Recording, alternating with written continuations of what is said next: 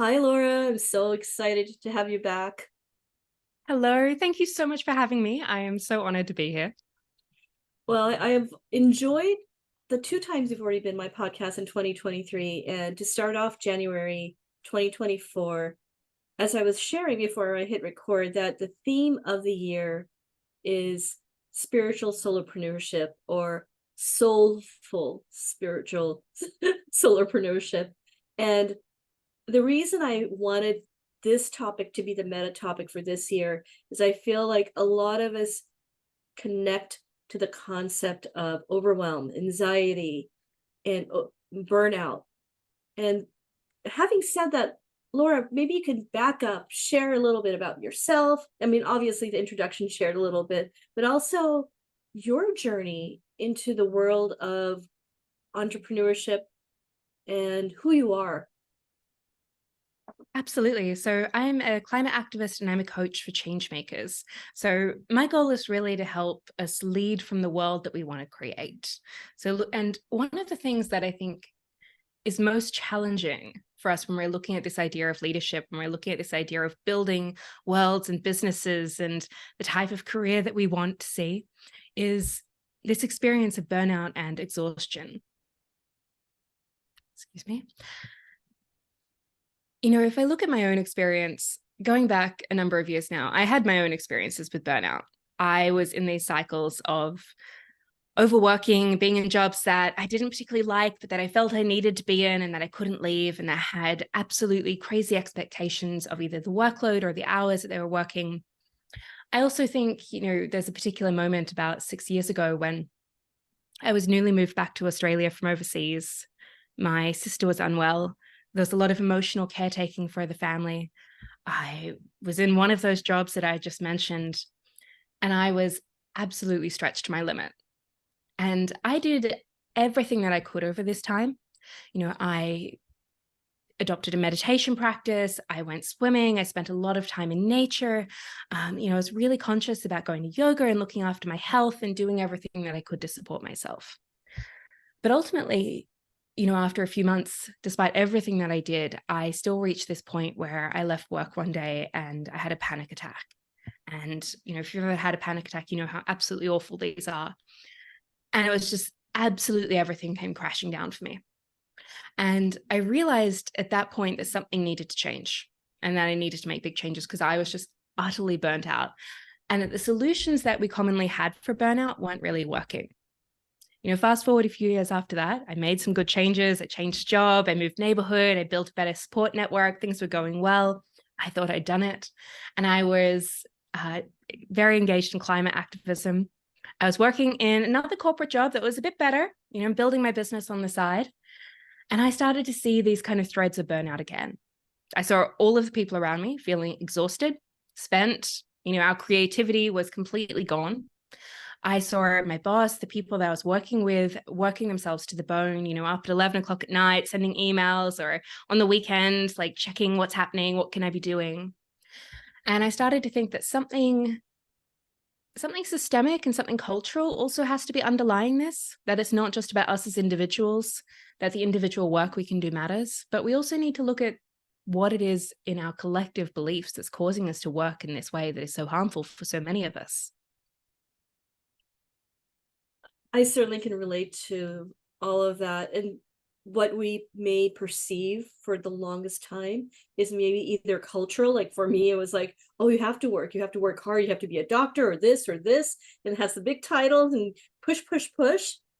And the other element is that once you're in that environment, perhaps like the corporate environments that I had experienced, your mentors, your boss, your colleagues are all on that spinning wheel, and there's no normal aside from push yourself until you break. Yeah, but this is what we expect as a culture, right? And I think, a lot of the time I talk about this term internalized capitalism, which is really just talking about the ways that we internalize the messages of the culture that we're a part of that say that overworking is somehow a good thing. So one of the messages of capitalism is this like desire for infinite growth, that we always need to be doing more, having more, being more. And when we believe that message, right, that our worth is our productivity, that we can never have enough, that satiety, that being rested, that one day we'll reach this place, right? That it's always in a future destination, however, then we're going to keep in this cycle of like pushing ourselves far beyond what we can actually carry. I think I saw a study recently that said something like 70% of workers in the US describe being burnt out. And so the problem with this is that we frame it as an individual problem. Like that if you just drink enough green juice and meditate enough, all of which are wonderful things, like I do them myself, they're great. But if we just do that, then we won't be burnt out. And that's not true. We need to really look at the reasons of why we're working the way that we are and what we can do to start to change that. And that also addresses the desire I have to more holistically approach how we consider the output of a human being, the work, and is our work just limited to, say, the 9 to 5, say, desk role you may have had or I had, or is it the work we do outside of it? Because we are, I mean, if you're taking it from a more spiritual perspective, we are energy. There's only, I wouldn't say we're limited, but as human beings, we do have some boundaries. And we don't necessarily honor those boundaries when we are in the 9 to 5 corporate jobs. Absolutely. And even outside of the 9 to 5 corporate jobs, I think we don't honor our own boundaries. Like there is this idea that burnout is only because of paid work somehow. It's absolutely not the case. It is totally because of unpaid labor as well. Like, especially when we're looking at, burnout within women, we need to be considering that usually there is a vast amount of unpaid labor in the home, right? Looking after family, looking after partners, looking after the kids. There's often a burden of emotional labor, which, is that idea, well, even if perhaps my husband is really great with booking the kids into the dentist or something else, but maybe I've had to think to tell him to make that appointment. So that extra unconscious processing that women are often doing to keep the place running. There is even the very story or the myth that, women can have it all or can do it all. Men aren't told that story, right? Because very fortunately, a lot of the time they get to come home and have somebody else look after the house. So this idea of unpaid labor, whether that's household labor, whether that's activism, whether that's volunteering, whether that's community work, whatever it is that we're doing, that all adds up to the energy that we're expending and the way in which we're using energy that leads to exhaustion. Yes. And what's interesting about that point you just made is that the exhaustion occurs way before we are aware of it. And when we aren't even built up in a society that, gives you like flags, like you're about to reach burnout, then there's basically this chronic society, right? Chronic buildup. There is. I also think we tend to live very neck up in our culture. And I know that this was certainly my experience. I was very disconnected from my body for like so many years, for most of my life. And when I think back to that first burnout experience that I mentioned, I had no idea what was happening in my body. I thought I did, but like I was very disconnected from it. And usually if we've reached burnout, we are, because it's full of like tension and tightness and like all these like little niggles and hot spots and things that are uncomfortable. But when we are disconnected from our body, right, we've usually missed all of these little warning signs before exhaustion hits. We've missed all of these little signs that say, hey, you're tired, you need to break. Or, hey, this actually isn't serving you. You're not enjoying this. This isn't giving you any sort of energy. It's taking way more from you than it's actually giving in return. And so I think you're right. This point of exhaustion, a lot of the time we hit it and we didn't even see it coming. We're just like, how did I end up here? Yeah. And that's the place we've got to try and avoid just hitting it, because we didn't get there overnight. We've got to start to see the signs along the way. So it's an internal job, because each of us does have responsibility to, I would say, create space for ourselves within ourselves, emotionally and physically, to do the work we need to do to stay in harmony or balance, is what I'm calling it, and manage that energy. But also maybe giving grace to others and those around us. Because something as simple as, I remember I was at the checkout counter at Trader Joe. I don't know if you have Trader Joe's where you live.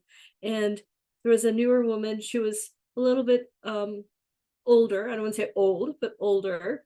Like, she had asked for me to move the basket at a certain angle. And I realized that just giving that grace, allowing somebody to, like recognizing that these are people with different um physiological conditions going on, mental, emotional, and a lot of us just brush past people on a daily basis, not pausing enough to know that what is the collective stress that's being put on each of us. Absolutely. And this is, Mhm. I love that you've kind of brought this up, because I actually really do think that when we're looking at healing burnout, and if we're looking particularly at transforming the culture of burnout that we live in, because we do live in a culture of burnout, Mhm. there's two spaces we need to work. The first is like the inner work that we need to do. This is, are we connected to our body?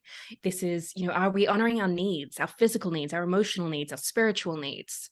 Are we looking at what our boundaries are? Are we doing work that is meaningful to us? All of this is inner work. All of that is relevant to moving past these cycles of burnout that we so often end up trapped in.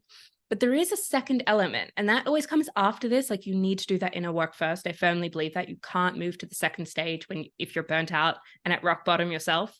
But that second stage is cultural work, right? This is the collective work that we need to be doing to change the culture of burnout.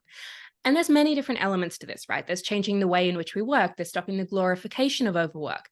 But one of the things is what you mentioned. It is actually ending the assumption that we all have the same emotional resourcing, and we all have the same capacity at any one time, because we don't. And often we're working with people and we have no idea of sometimes what is happening in their inner worlds, right? That they're perhaps caring for a loved one who's unwell. Maybe they've had a parent or a partner or a friend pass away.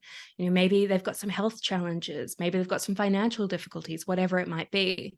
And we've got to actually give a little bit of grace, a little bit of compassion, and a little bit of space to start to just respect where people are at, as well as check in where they're at, particularly if we're working with them.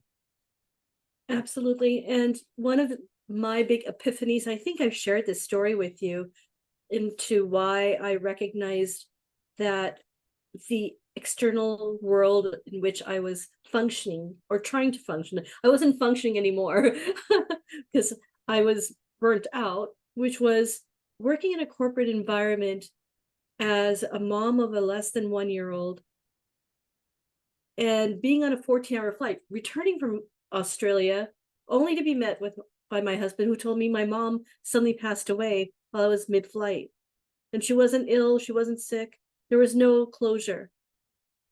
And about a few weeks later, I'm back at work, or not even a few weeks, like 2 weeks later. And someone approached me and said, "Hey, are you better now?" I'm like, "Well, I don't think I'll ever be the same."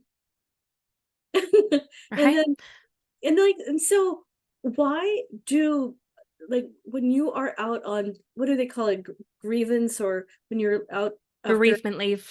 yeah, why is there a limit? Why not work with the individual and based on their period? Who excuse my French, who the f made up that you have 2 weeks to get over it? Absolutely. I mean, there are a lot of companies as well that only offer like 3 days paid bereavement leave, which is so inadequate. And I'm so sorry that that experience happened as well, because like that's really an example of a, a lack of embodied care, right? On the surface, it can seem like care, like, oh, you're doing better. Like, how are you? You fine now? But Mhm. it lacks all the nuance and the depth and the emotion that actually recognizes the Yeah, experience of what has just happened, that we've lost somebody incredibly close to us in a way that was completely unexpected. yeah. And so we need to look at the environment in which Mm. we're working. And look, there are some corporates that I'm sure are better than others. Everyone is different. I've worked in a number of different corporates over the years, and no longer anymore, thankfully. But so often there was within them this idea that more important than anything, that we just keep pushing, we just get the work done, right? Now, everything was urgent, everything was time sensitive. It's fine, your emotions can wait, we'll deal with that next week, or we'll deal with this conflict next week, or whatever it might be. But like right now, there's this thing that's come up and we've got to get it done. Yeah. And this way of working is is not, I see it almost as a form of violence, right? It's like physically and psychically violent against ourselves, that it doesn't consider what we're experiencing, what we're going through, what our needs are, what our desires are, what lights us up. It's just the whole purpose is productivity and to just keep producing. And that's something that I think we've got to start to challenge inside of ourselves as well. And that's one of the reasons I started to really question my own impact. Because and I've mentioned this to you, I have confidence in what I accomplished in corporate. I thought I was really good. I still think I'm really good. And I enjoyed it. But did I enjoy it anymore because of the environment? That was one of the reasons, the corporate environments. But the second one was I didn't believe I was making an impact anymore.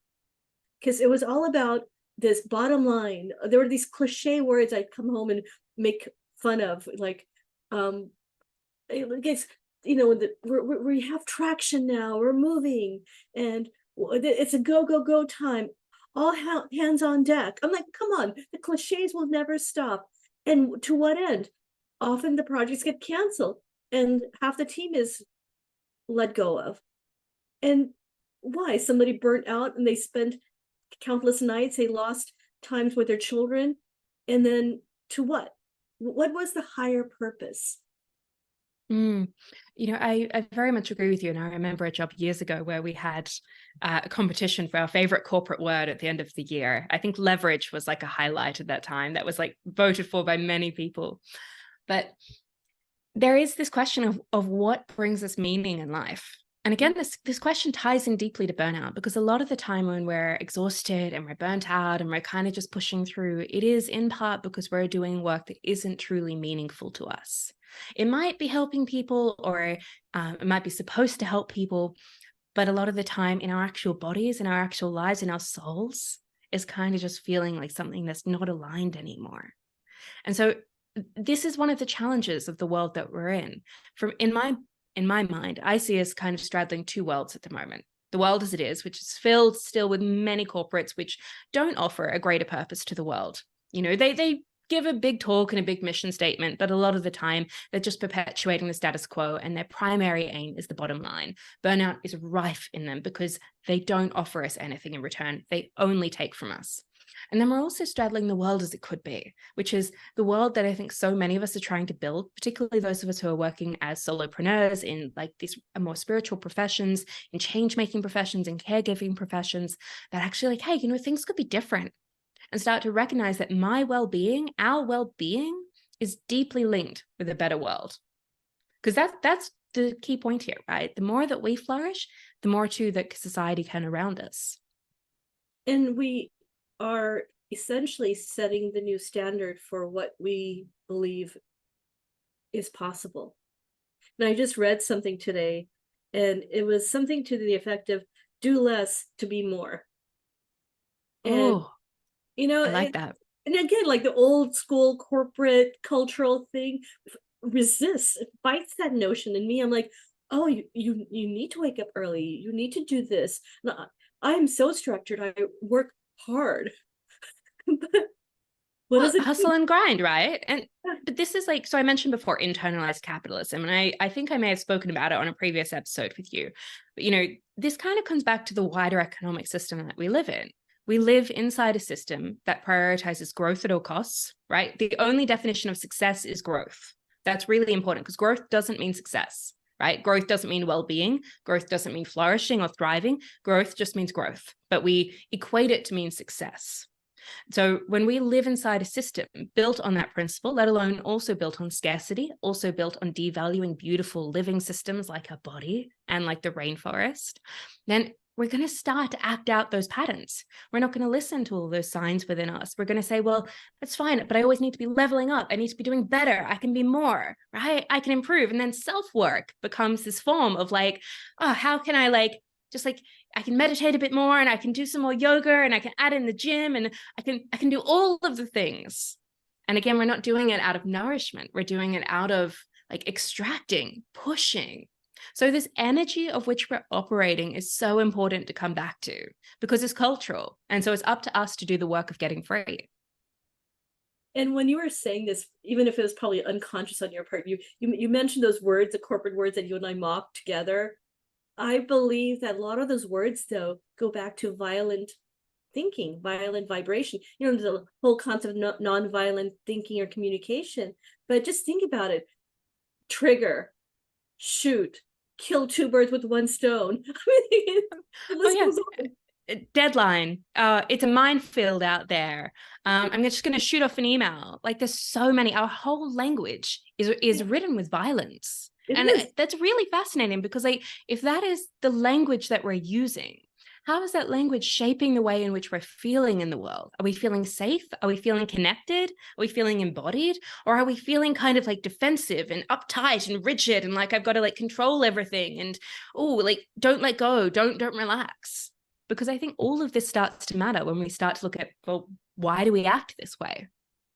And it particularly starts becoming an issue, not maybe like when you're in your 20s or 30s and maybe detached from the outside world. Remember, I was sharing with you before we hit record that, oh, why care about the world? Because when you're in a corporate building with those little corporate walls, that's the real world. That's what they make you want to believe, right? Well, it becomes a form of groupthink, I think, you know, that when we go into these organizations, one, we want to belong. We want to do a good job. We want to have opportunities. And so we tend to start to match the culture around us, the people that we're sitting with, the shared collective goals that we have to make an organization succeed. But the problem is a lot of the time that ends up detached from what actually is meaningful and true to us, where our authentic values lie, where our authentic well-being lies. And if we really start to say, well, hey, are the values of the company that I'm working for, are the values of the way in which that I'm working, and then my personal values actually in alignment here? And a lot of the time they're not. So there is this sense that we need to kind of question, well, you know, how do I maintain what is true for me when I'm going into an environment that's exactly 4 walls, gray walls, rows of desks, and it's so easy to just fall into line. And to be known, when I was younger, I didn't know there were any other options. I needed a job. I was trying to build my own career while not getting married off into an arranged marriage and defining my own path. Well, that meant I needed to be independent financially and to get work quickly and then appear sustained on my own was important. Well, at that time, then thinking, what are my core values? Can I find a company that really aligns with my core values? Sometimes that was a luxury I didn't have. It is a luxury and it is a privilege as well. You know, I say that now, like it's wonderful to like look for that and to make that important, but that is a privilege to be able to do that. You know, I certainly didn't always have that privilege. Neither did you, neither do many of us. But that does make us start to question then, well, if I can't find an organization that is aligned, how do I start to look at the longer term vision of my life? Right. So maybe it's not about this year. Maybe it's not about next year. Maybe we need to be where we are. We need to get the financial resources that we need to get. But what am I thinking about for like 5 years, for 10 years? Is there an organization that matches? Do I want to be self-employed? If so, how would I put those values into my business? And how would I start to live these values in my personal life too? Because remember, burnout's not just about work. It's also about everything else that we're doing. And particularly for women, so often we try to do everything. We try to do it all. And it's that trying to do it all at once that really is leading to so much of what we're experiencing today. And I've noticed the symptoms here and there, and it sort of creeps up on you because when you're go, go, go, you've just transferred those, I would say, habits into now as a solopreneur, but you may not have shifted and aligned yet. And that happened for me. So I remember just when I was stepping away from corporate and doing more consulting and contract, my son was young and I felt like, yay, you know, I get to spend more time with him, drop him off at school. And then what I'll do is I'll go to the high intensity fitness training for an hour, then I'll go to yoga, then I'll work for 3 hours, then I'll get groceries, cook, and then I'm burnt out. Yep, exactly. Right. But, you know, you should be able to do all of that, right? You know, it's fine. Exercise is good for you. You've got to fit it in somewhere. Like, it's fine. Time with the kids, all of this. Like, the idea is we're never allowing a space to pause and to breathe and to say, hey, what do I actually need today? Maybe some weeks that high intensity class is great. Maybe other weeks it's not Mhm. for you. But we have this idea that our energy is supposed to be always the same all of the time. And that, from 9 a.m. Monday to 5 p.m. Friday, it's supposed to always just be on. And it just doesn't work like that, right? Everything in the natural world operates in seasons and in cycles, whether it Yeah. is the moon, the tides, the seasons, the weather, our body, our circadian rhythms. It all is operating in this cyclical manner. And yet we somehow treat our lives like they're this linear, straight, extractive line that we can just keep pushing, keep pulling, or keep racing against. And it doesn't work. So returning to this idea of what do I need right now? Where am I at right now is so key. And again, then that goes back to the spiritual element of what you're doing, the alignment, and this esoteric concept that I used to think of as esoteric, at least, is being present with yourself, being present with your own energy, knowing your energy. Some concept that you're probably familiar with is that uh, basically feelings in your body are there locked once you've had the emotions.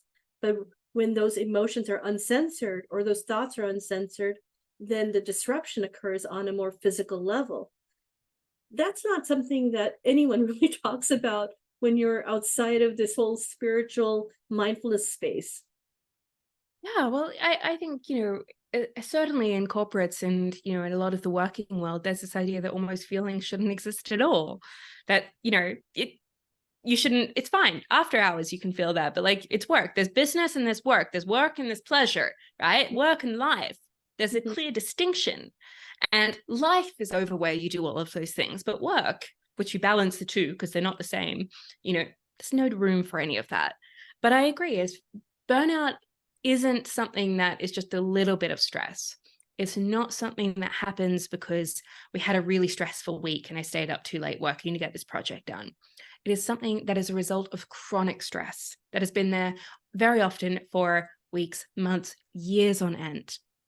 And so when we're disconnected from the feelings for that long of what we're experiencing, that heightened stress response, that fear response, that anxiety, that tension, then all of that's living in our body. All of that is staying there until it's kind of ready to be unpacked and processed. And why allow the next generation? I mean, I'm kind of like, I feel like this is a gift you and I could give to next generation, or perhaps even people that are listening. Why wait until your body is now sending you a very tragic signal from someplace, whether it's an emotional signal or combined with a physical issue? And I just recently read or listened to a friend who's now dealing with a parent that's not doing well. So that added layer of stress, it becomes too much. And it's often too late because at this point, you're trying to manage energy on so many levels. Like, will I survive the job? But my mom, but meantime, I've got this chronic arthritis in the back. How do I manage all of these things? Yeah. Well, this is the thing. Burnout is a spectrum, right? And actually, this is really important. Burnout is a spectrum. And we tend to cycle up and down this spectrum. So, this is why we all have different experiences, because the mild end of the spectrum is things like apathy and headaches and feeling overwhelmed and kind of we've lost our spark. But then the severe end of that spectrum is things like autoimmune disease. And you're sick a lot more often. There's conflict, there's relationship breakdown. It's not just exhaustion anymore. It's difficult to get out of bed. And so how long it takes to reach from the mild to the severe end is kind of like how long is a piece of string. For every single person, it's different. But when we've missed those signs, right, and we just like ignore it completely off the burnout spectrum and just normal stress, then ignore the mild end and say, well, I can fix that. I just got to take a vacation. I've got 2 weeks coming up. I've got that off. I'll feel so much better afterwards. And you do, because you come back and you've had 2 weeks off, but then you do start working the exact same way.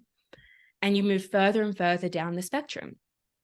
And it's easy to say this. I think it's harder to live.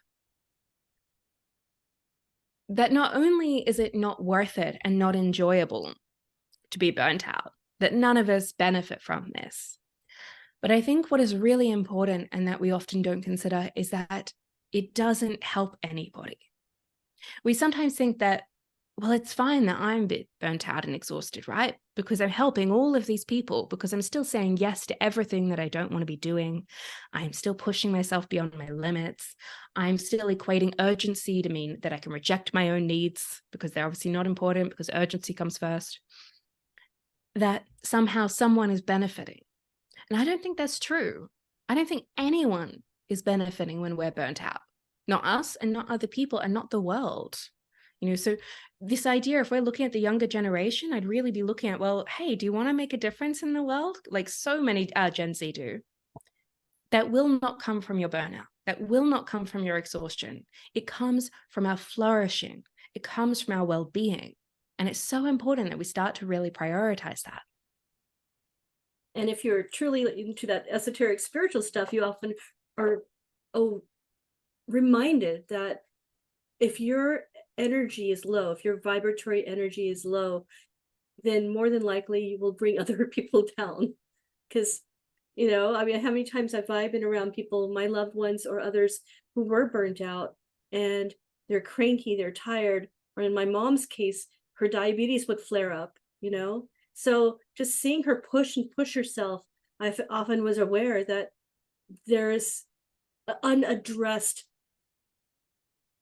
lack of, attention to managing that energy. Absolutely. I see that as well. My mother too, often sick, my sister, so many people I know and love who have pushed themselves beyond their limits and their desires and end up in these patterns of constantly feeling sick, overwhelmed, and, not enjoying life. But I think it's you're saying about energy is also that we can't make change from the same energy that we're trying to change. So we have this idea, right, that I can fix this if I just keep pushing.